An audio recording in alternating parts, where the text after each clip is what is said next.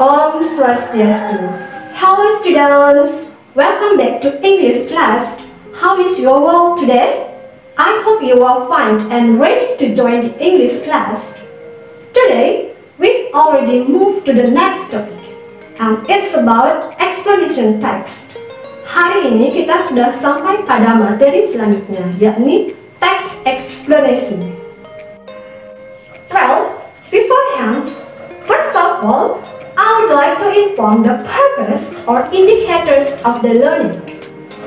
Jadi, tujuan atau indikator pembelajaran kita hari ini yakni yang pertama, siswa mampu mengidentifikasi fungsi sosial text explanation terkait gejala alam atau sosial. Yang kedua, siswa mampu membedakan struktur teks dan unsur kebahasaan text explanation terkait gejala alam atau sosial. Dan yang ketiga, siswa mampu menentukan struktur teks dan unsur kebahasaan teks eksplanasi tentang gejala alam atau sosial. Now, look at the pictures that I have. I have 3 pictures. This one, and this one, and the last one. Well, now determine which picture relates to a process of a natural or social phenomenon. Nah, dari ketiga gambar tersebut, yang mana yang menunjukkan suatu proses terkait gejala alam atau sosial? Well, let's learn together. Okay, now let's learn what explanation text is. An explanation text is a non-fiction text that is used to describe how or why things happen. It usually includes sequence of events or explaining how and provides a reason for a process of a phenomenon or why.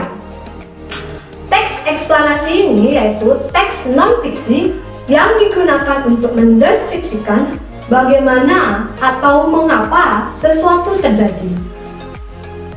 Well, then what is the social functions of the text? It is to explain the processes involved in the formations or working natural or socio-cultural phenomena. Fungsinya untuk menjelaskan proses terjadinya fenomena alam atau socio-cultural. Next, we learn about the generic structure of the text. There are 3 structures. First, general statement, and the second one, a sequence explanation, and the last, closing or optional. Well, now let's discuss one by one. General statement. It introduction or general statement of a certain phenomenon. The second one, a sequence explanation. It explains how or why a phenomenon happens.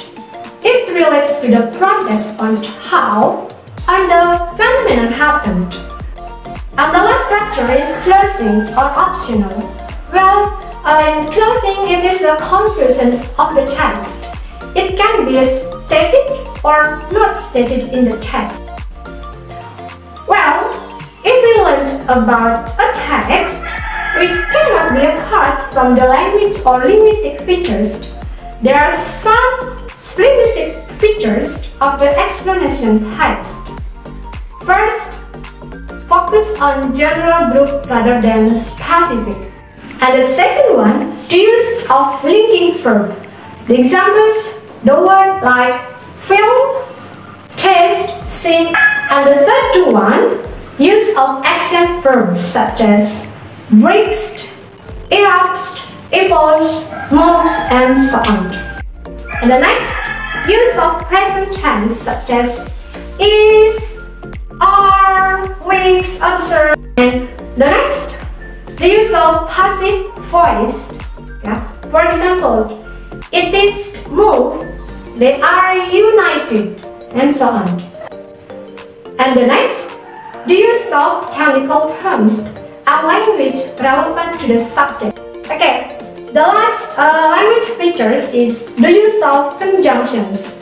Conjunctions such as but, in addition to, and so on. There are so many conjunctions. Now, after you listen about my explanation about the text, now I'm going to give you an example, and it's analyzing according to the generic structure and linguistic features.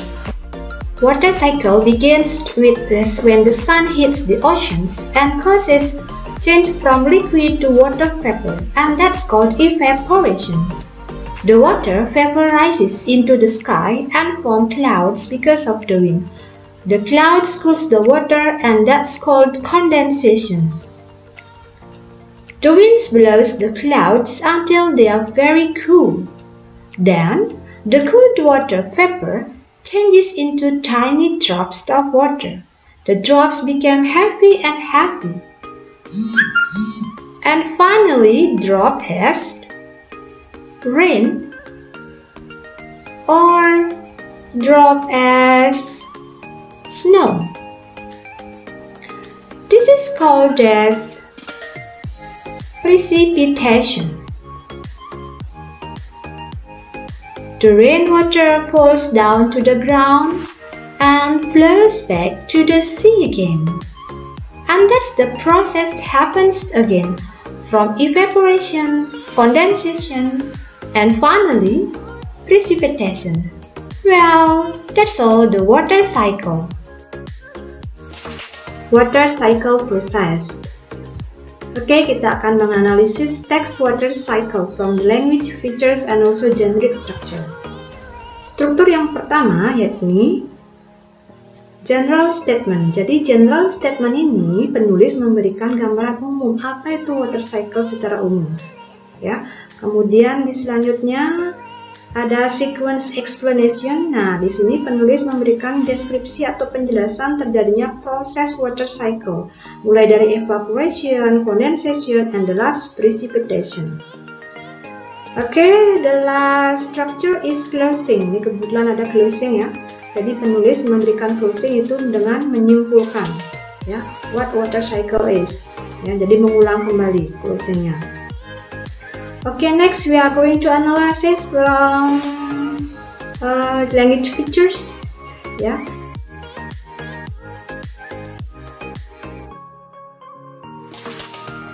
Jadi ada beberapa language features. Yang pertama itu ada present tense. Ini ya, present tense-nya is, begins, arises, changes ya, goes juga ya. Jadi yang berakhiran s dan aja to be present. Action form, kata kerja ya, seperti ini ya, moves, begins ya, hits ya, changes ya, ini semua kata-kata kerja. Juga ada passive voice, kalimat pasif yang ada awalan d-nya ya, atau to be plus verb 3. Ini to be plus verb 3, ciri-ciri passive voice. Ini juga is called. And then technical terms ya, jadi ada istilah-istilah tertentu seperti ini. Evaporation, condensation, precipitation yang mengarah kepada teks. And the last conjunction, itu ada conjunction antar kalimat seperti ini ya, for that reason. That's all the analysis. Okay, I think that's all our lesson today. Thank you very much for your attention and see you next meeting. Om Santi Santi Santi Om.